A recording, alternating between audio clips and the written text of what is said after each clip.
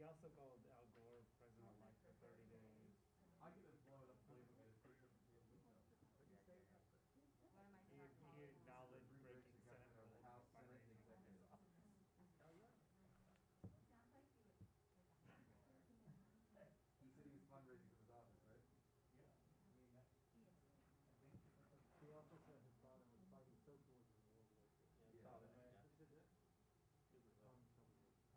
Oh, yeah. I mean, One of my smart colleagues thought very early this morning it was getting down.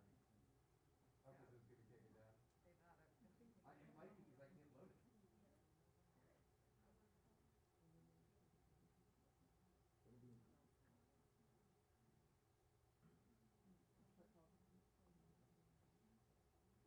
Alabama Senate or the Senate? No, this is the Senate. From Alabama. Oh, that's a veto. Yeah. You think it could be what?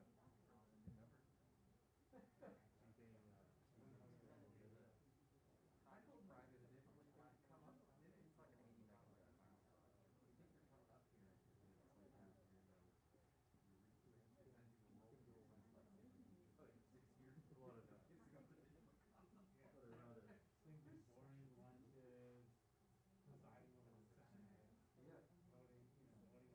In the middle of the night. Yeah. I mean, I guess he has personal money or not?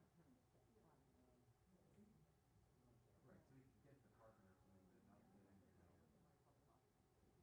Problem is, he voted,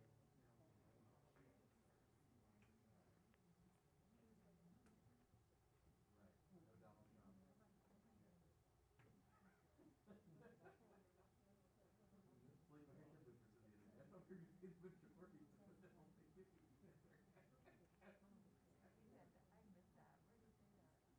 He said it at the hall, he said, listen, I really thought we were going to be the majority or something like that. I told you to leave, yeah?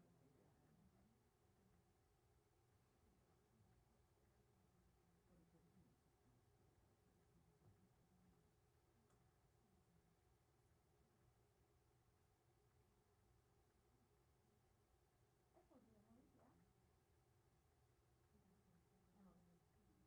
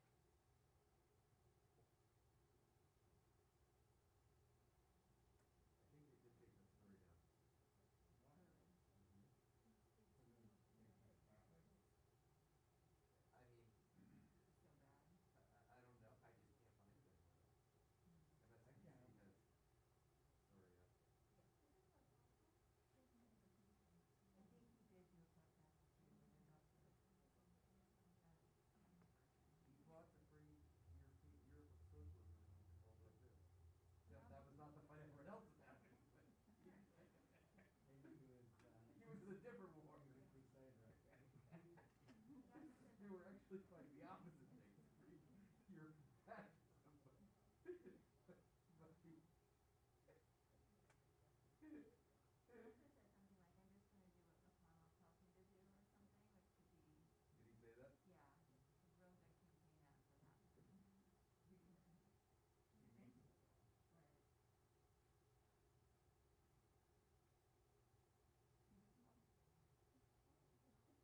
yeah, a real good campaign ad for that. He means it though.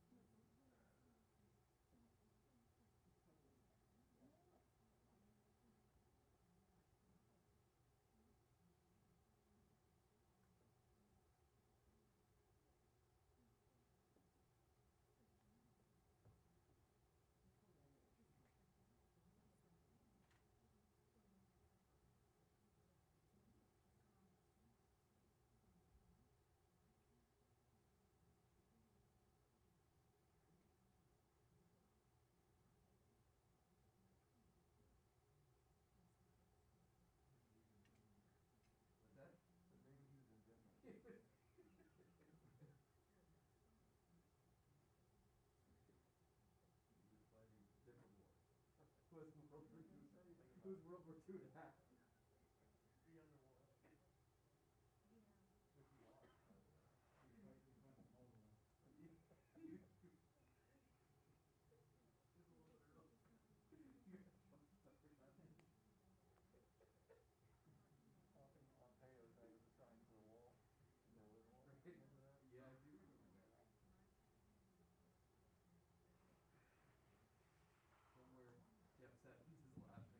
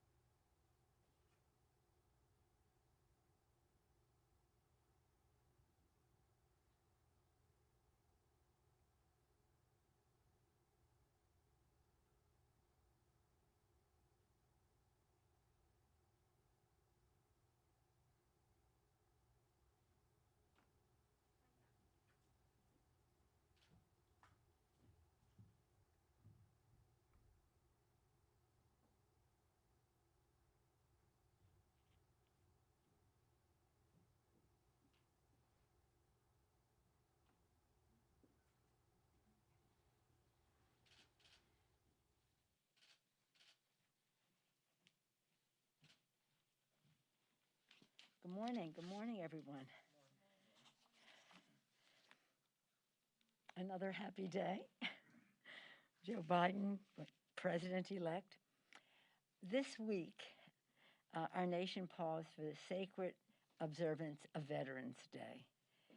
Every day we honor our veterans, but one day specially set aside, just as the military leaves no soldier on the field in battle. When they come home, our commitment is to leave no veteran behind.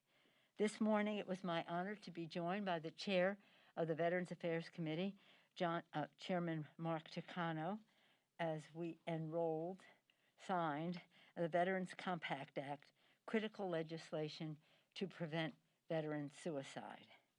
As our nation confronts the accelerating coronavirus crisis, it's important to note that this has affected tens of thousands of veterans and VA workers. It is imperative that we secure even more funding to support the VA and care for our veterans and their families. I also had the privilege of participating in the work of Elizabeth Dole for the observance that she had on Veterans Day this year. It was in cars at the Kennedy Center, and some of us were virtual, but Secretary, Senator Elizabeth Dole has been an angel for our veterans, and I was honored to be asked by her to join Senator John McCain and others to be part of the initiative to honor our hidden heroes, the families that care for our veterans. Thank you, Elizabeth Dole, for all of that. Again, as we honor the needs of veterans in every area, we must recognize that it's not just the VA that meets their needs. It's the role that veteran small businesses play, and we want more opportunity for that. Many of our veterans rely on Medicaid. They constantly come to us and say that the Medicaid piece is important to their lives, food stamps, and housing assistance. So many of the things that we have actually in the coronavirus bill, the HEROES bill, affect our veterans. Yesterday, associated with this, yesterday, as you're probably aware, Leader Schumer and I had a call with President-elect Joe Biden. We'll stay in close touch in the coming days. We spoke about the intensifying pandemic, and the economic crisis accompanying it, and about the urgent need for Congress to pass a bipartisan bill in the lame duck session that provides resources to fight the pandemic and relief for working families and small businesses, support for state and local governments to keep the frontline workers on the payroll, and expanded unemployment insurance and affordable health care for families. The health care piece, of course, being essential. At the same time, as you know, earlier in the week, the administration was, instead of crushing the virus, trying to crush the Affordable Care Act. And of course, we were very pleased at the presentations that were made in support of the Affordable Care Act in the courts. But on our call, back to our call, that wasn't on our call, we also discussed the need for bipartisan solutions to create millions of good-paying jobs, including through investments in infrastructure, manufacturing, research and development, and clean energy. Infrastructure legislation has largely not been a partisan issue. We believe this is a good place where we can find common ground. But that is something we can work on now, but as we go into the new Congress. But for now, the two areas of the coronavirus and also to pass an omnibus bill in a bipartisan way. I'm optimistic that that will happen. I'm an appropriator, so I have a good rapport with the appropriators, and I think that left to their own devices, they can get this done, as I've said before. Chairman Shelby and I had this conversation, assuring each other that we want to have a bill. Again, our focus in the Congress now in this lame duck, it continues to be on COVID relief. This is a red alert, all hands on deck.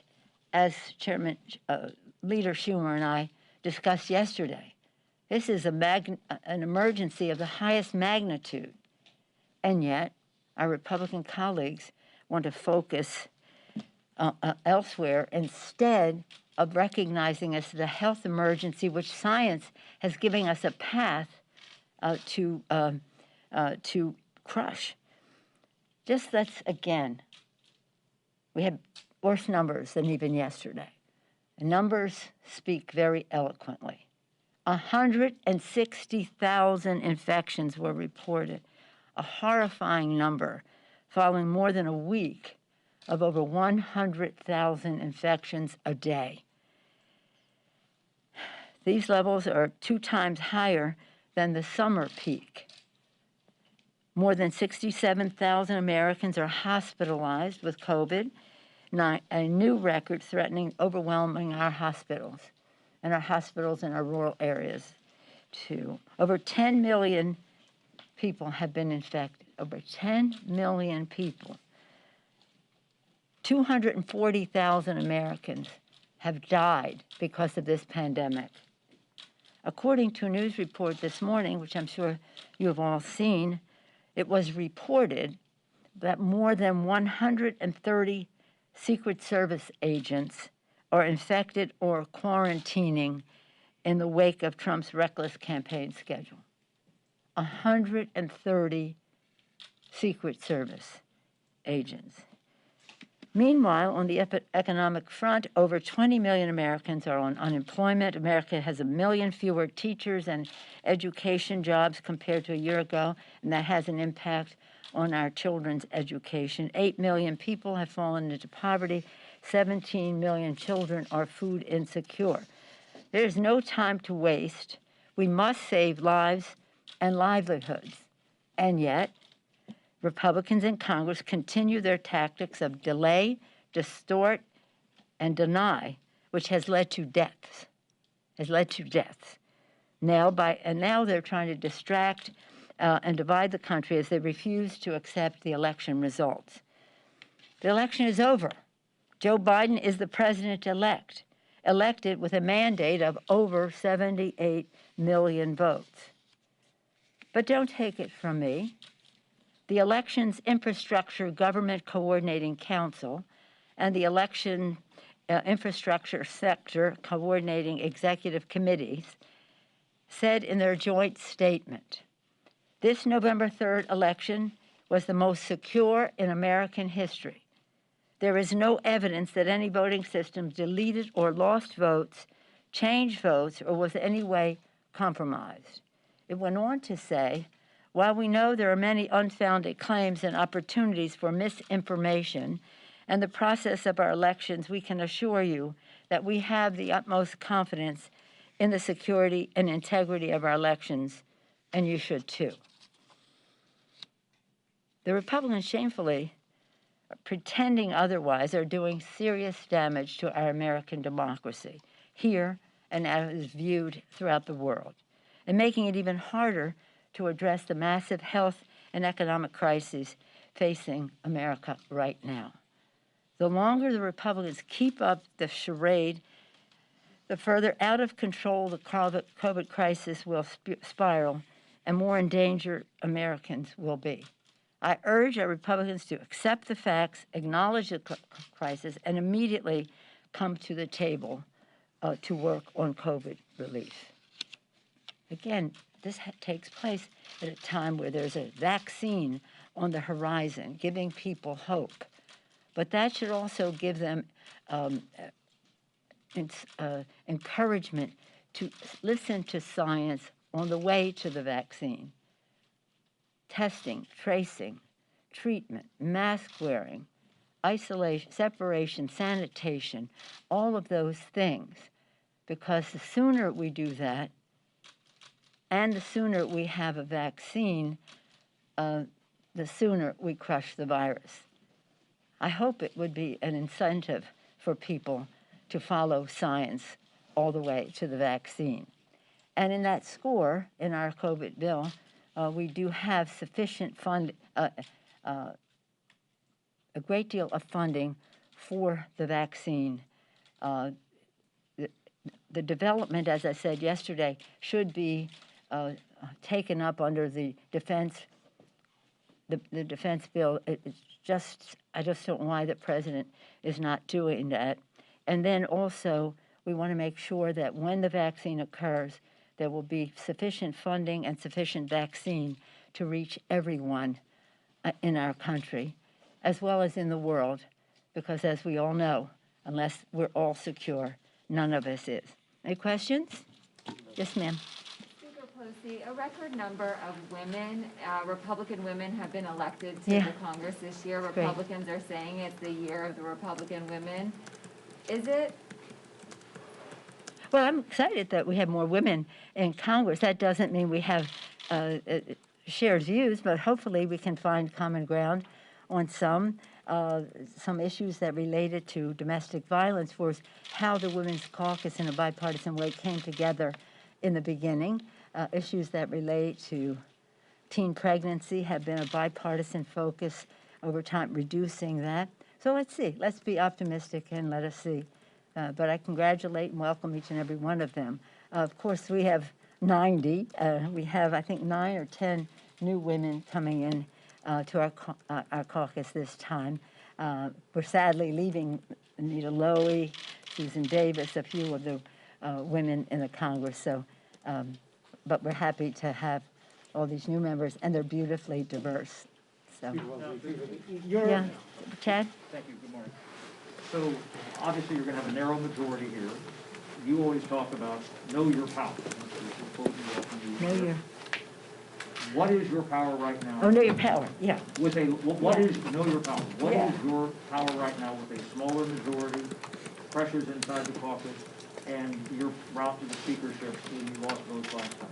Well, let me just say on that score, and we are still very much involved in these races. We have a number that are just haven't been counted. When we were impatiently waiting for the count on the presidential, it seemed like an eternity, and now it's another week later. So we're still involved in that.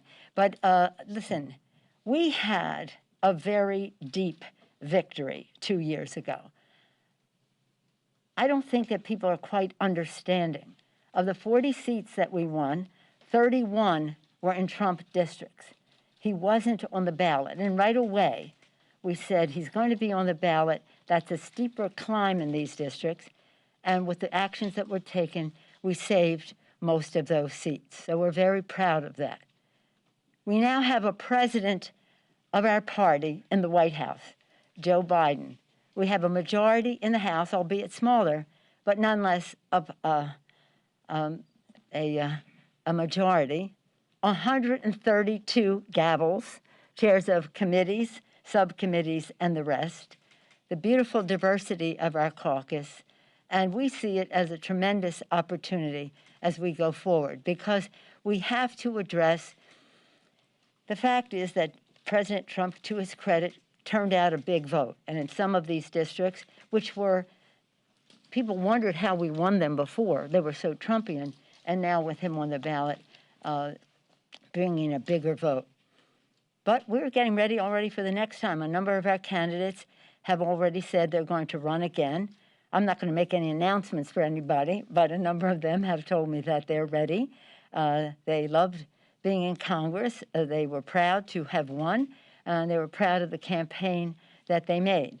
After Joe Biden was declared the winner on Saturday, I spent most of the weekend listening to those who did not win the election. They succeeded in their campaign in terms of putting forth their views, but will not be coming to Congress right now. I have pages, in fact, books of notes about how they saw what happened in their districts and how they see how we go forward. And it is clear that a number of the people who, there are certain issues that may have worked one place or another, but we have to have a deep dive. We have to really have the data. And so all of them gave me their view for the moment and said, when we get more data, we'll have a clearer picture. But is there an avenue in any way by having a smaller majority and what that means for both the caucus, control of the House, and for your speaker? May I remind you that we have a president of the United States. We have a president of the United States. That is so very important. And whether you're in the minority or majority, if the president is of your party, you have more power. And I think that that's what Mitch McConnell's going to find out now, that whether he's in the majority or the minority, not having Donald Trump in the White House is going to change his leverage and that dynamic. But I'm very proud. I'm very proud. I knew it was hard in terms of what we did before. I never said that we were going to pick, all these pollsters did, and that's another question about the polling and the rest and the overestimation of what could be there. But the fact is, President Trump got out his vote, and in those districts, some of them, he made a difference. And every majority is fragile. But we're well on our way to the next election as we are counting still for this, have a running start with some of these same candidates saying that they will run, and others who are waiting because of their own personal decisions to run next time. Thank you, Madam Speaker. The president continues, as you noted, to falsely claim that he won the election in one form or another. His allies are making unfounded claims about irregularities with voting machines. We've seen the social media companies be forced to step in and crack down. I'm curious, from your perspective, have you seen big tech do enough, specifically a website like Facebook, to correct the president's lies? I'm not a big fan of Facebook. I don't know what they have been doing, but I know they've been part of the problem all along. And I just refer back to the Elections Infrastructure Government Coordinating Council and the Election Infrastructure Sector Coordinating Executive Committees and what they said. The November 3rd election was the most secure in American history. There's no evidence that any voting system was deleted or lost votes, changed votes, or in any way compromised. And this is so important because we've had resistance from the other side in protecting the critical infrastructure of our elections. It's the mechanics of it, and this is a good report back that things were going well. Two, to your point, what is happening in the social media that is so poisonous to our system, and how do we have a remedy for that?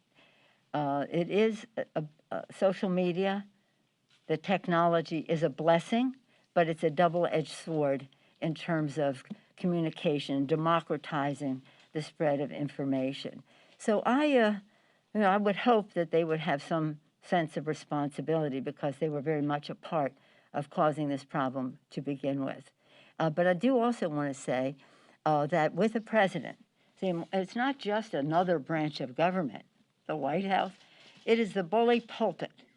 Joe Biden knows why he's there. He has a plan to be effective for America's working families, and he will have, he will have the stage. So it's not as if we're trying to get a distinction made here and press is engaged in equivalence, and which I think was unfair. But nonetheless, in terms of having the bully pulpit, it's not just a branch of government. It's not just having the White House, not just a branch of government, not just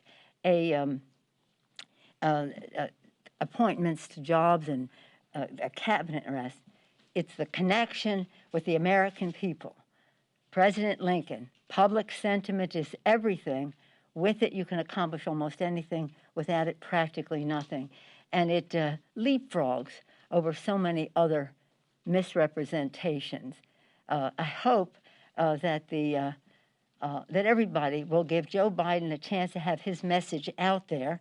What I saw during the Trump administration is he could say anything. It would be 2 days' worth of news, whether it had any value or not.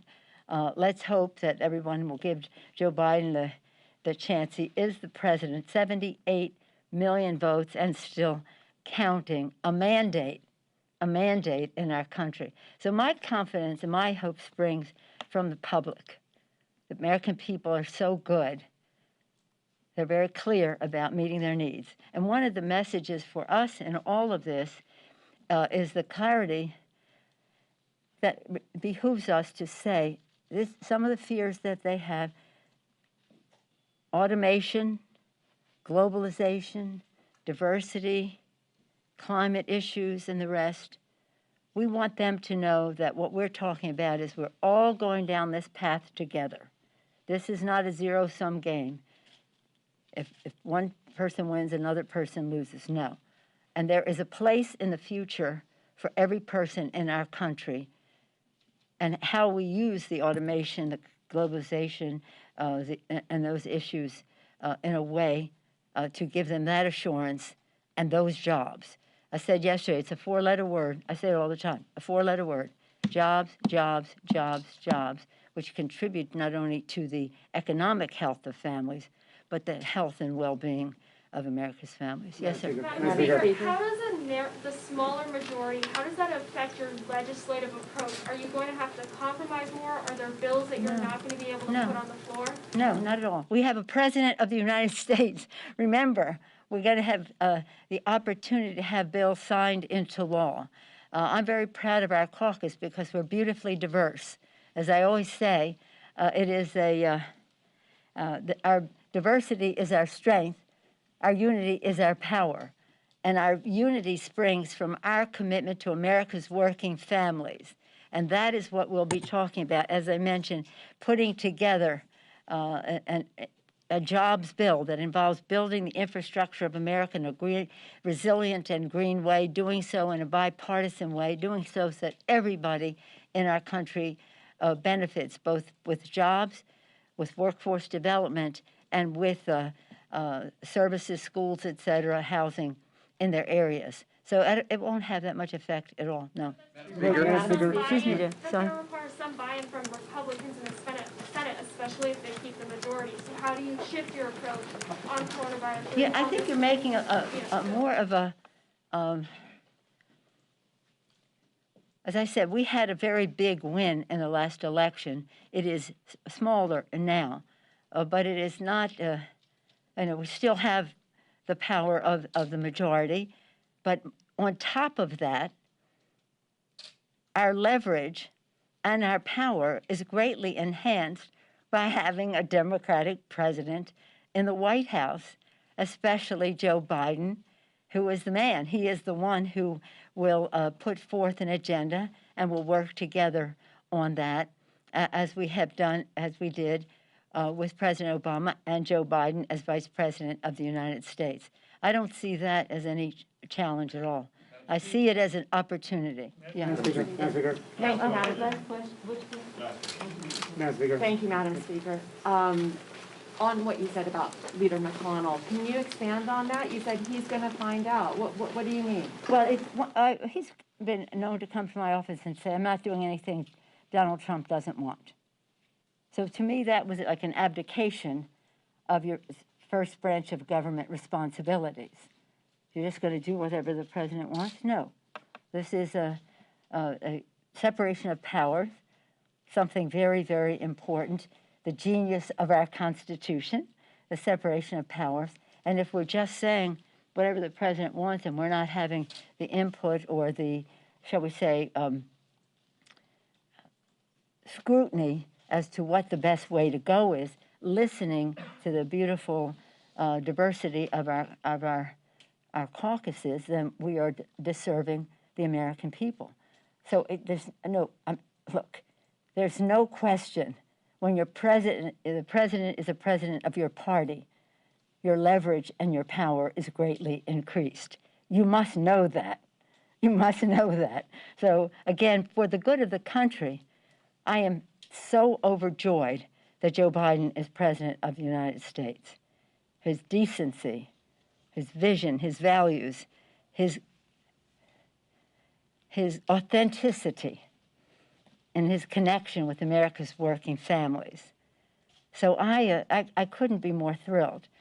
But I also know that he respects the legislative branch and that there's a collaboration and we'll work together to put legislation together that will be hopefully bipartisan and signed into law. But again, the big partner in all of this is the public, the American people. They want access to health care, especially during a pandemic. They want good-paying jobs. They want clean government. That was our agenda in 2018. It continues to be. For the people, lower health care costs by lowering the cost of prescription drugs, preserving the pre-existing condition. For the people, bigger paychecks by building the infrastructure of America in a green, resilient way. For the people, cleaner government, H.R. 1, which will this time be H.R. 1 again, to end the role of big dark money in politics. It also will end a lot of the voter suppression that is out there. So we couldn't be more thrilled. We're sad to have lost some of our members. As I say, many of them are ready to come right on back. Some want to be in the Biden administration. All of them proud of their campaigns. And I think universally thrilled that Joe Biden is President of the United States. Thank you all. Do you accept any responsibility for loss of House seats? Do you accept any responsibility for the loss of House seats? I take credit for winning a majority and holding the House.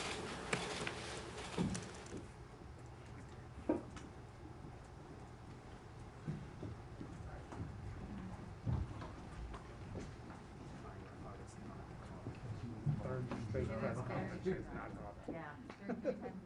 Sorry about that. For me, like 3 times in a row. This is the first time you called on me. Have a good weekend. Bye, Michael, you too. Sorry, guys. That's all right. She's really. At least I got that. Hey, it's Danielle Diaz. What are you doing here? Really?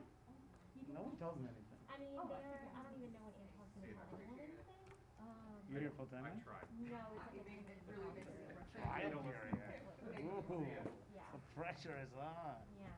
You'll Like I didn't actually prove myself for Yes, like 2 years exactly. selling my soul to the company Seriously. and having no home. Yes. But you know what? Who cares?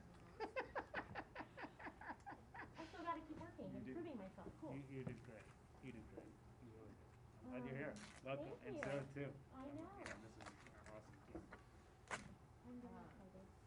Sorry about that. I knew she wasn't gonna call on you, and she called on me, and then you were gonna try to get in. I'm like, she called on me, I'm gonna take it. No, I no, knew she was called on calling. you. She called on you. I knew She was intentionally not. I knew she wasn't. Yeah. Yeah, you could feel it. Anyway. At least she answered. Sorry. Yeah,